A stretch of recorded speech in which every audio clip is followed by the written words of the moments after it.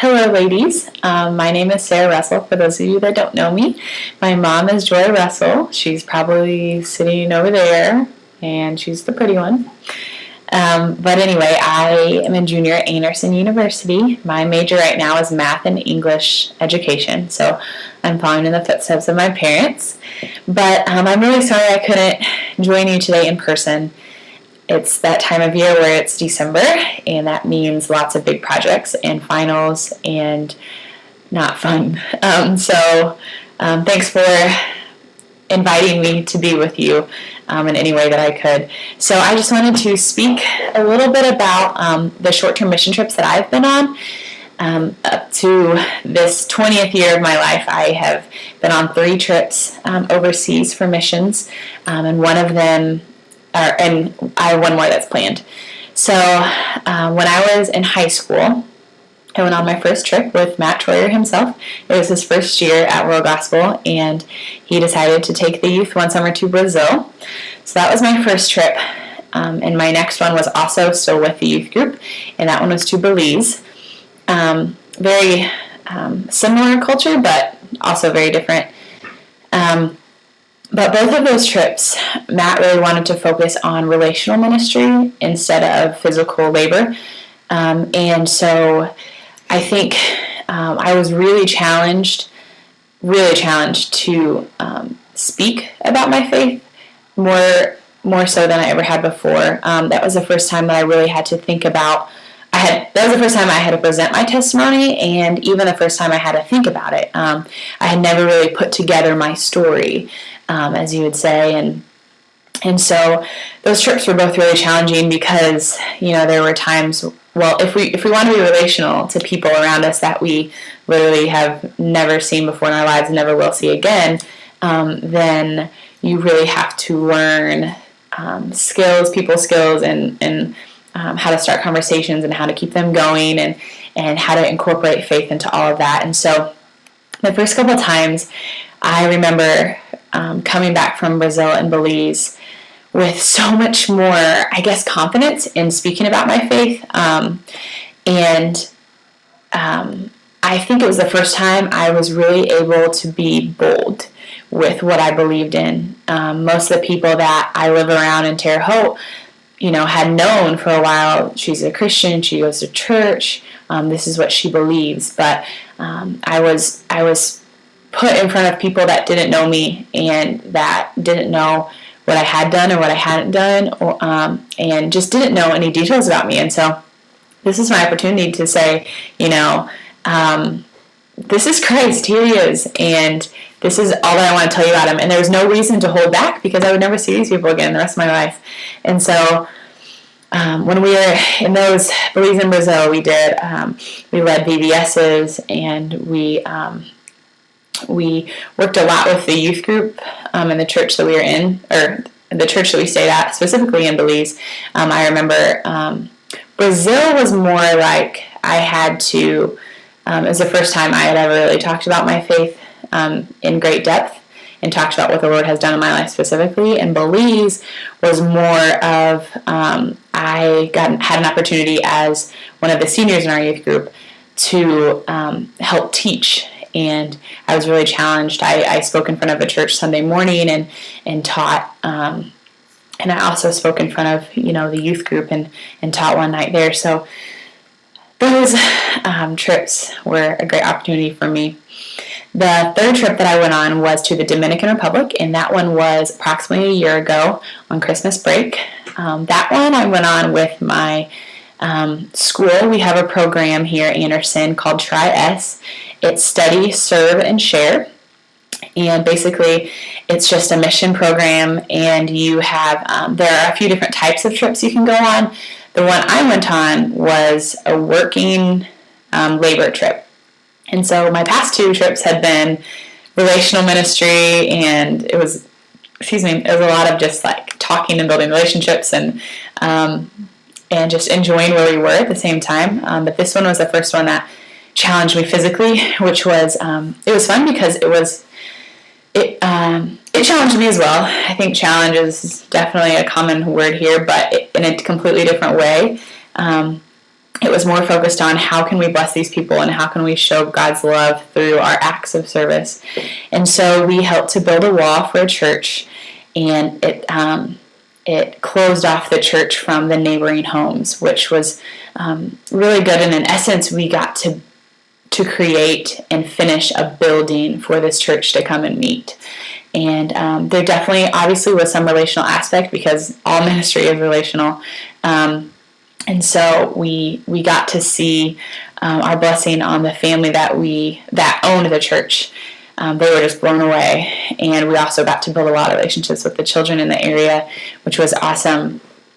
But the main thing that I came away with when I left the DR was a different lesson than I had learned in the previous two trips, was that, I up to this point, Brazil, Belize, and Dominican, they all have a similar culture. Obviously, a lot of things are different in each one, but there are a lot of similarities, and, the Latin America feel.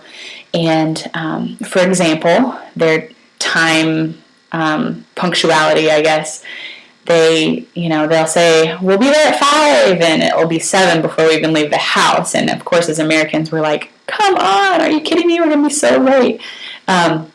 But the first 2 trips, I knew that was going to happen, and I got used to it, and it was fine. But the third trip, it really hit me that, if I want to make any impact on those people that I'm around, it's not just I'm going to accept your culture, but really embrace it. And I think it's really necessary to just to learn so much and as much as possible about their culture.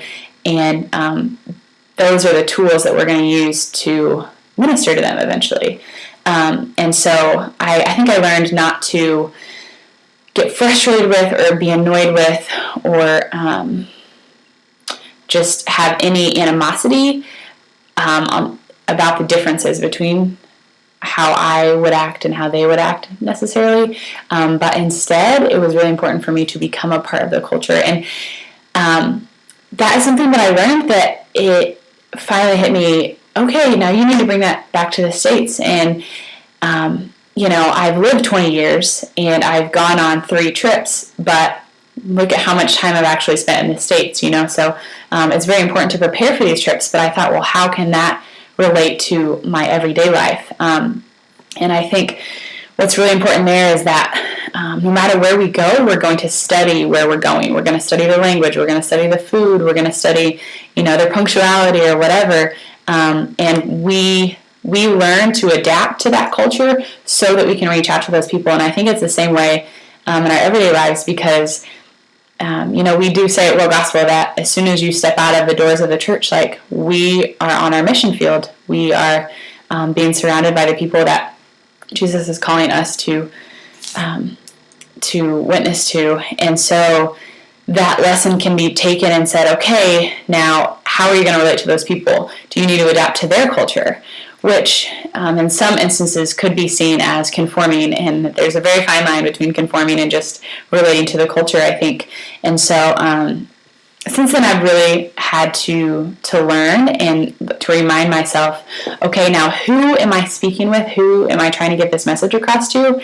And what do I need to do to relate to them better? So even if that's they feel uncomfortable in a church building, so I need to meet with them at a coffee shop instead, or something like that, or they love basketball, so maybe I'll go to a basketball game with them. And so just learning about them personally to help them even care what you're saying to them. And so that was a big lesson that I took out of the Dominican when I went there. And also, the combination of those 3 countries and their cultures, and getting to the point where I was so frustrated with not being on time and our schedule not being perfect, God really humbled me in that, because He taught me that, His plan is greater, and there was so much good that I saw come out of, to me, what was a messed up plan, but I really saw God's grace and God's goodness through that. And so, that was really good to learn. And then my next trip that I'm planning is in May, this coming May, the day after school gets out, the day after graduation anyway. And we are going to Uganda, and I'm again going with the program at school. And so I'll be there for approximately 2 weeks, and we haven't started having all of our meetings yet about it, but it will be sponsored by faculty on campus. And the things that I know we will be doing, we will be working with TAP, T-A-P-P. It's an AIDS prevention program. It's called TAP USA, and it specifically works with the people of Uganda to help their economic situation. And Anderson University, actually, our school of business here, kind of takes on TAP and hosts a business to be able to create a market of products for Uganda and the United States together. So all of the funds from that assist families in Uganda. So we're going to be working a lot with TAP, and I think that might include a lot of labor. So I know the trips in the past to Uganda have included painting and weeding. My mom knows that weeding is my absolutely least favorite chore ever. I would clean the toilet 8 times over before I wanted to weed. Ugh. And I remember a couple years ago I got that right on a Mother's Day question at church, or she got it right about me, and so I don't know why I said that, but I hate weeding.